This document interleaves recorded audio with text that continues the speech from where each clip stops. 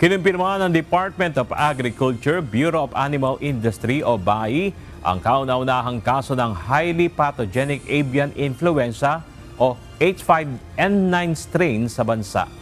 Matapos itong ma-detect sa isa sa mga itik sa Camaligan, Camarines Sur noong April 30.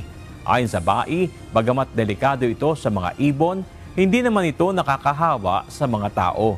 Bilang tugon agad na nagsagawa ng disinfection at maayos na disposal sa mga itik na tinamaan ng sakit upang maiwasan ang pagkalat ng bird flu. Kasabay nito, nagsagawa rin ang DA Bicol ng mas maigting na surveillance sa loob ng 1 kilometrong quarantine zone sa nasabing lugar.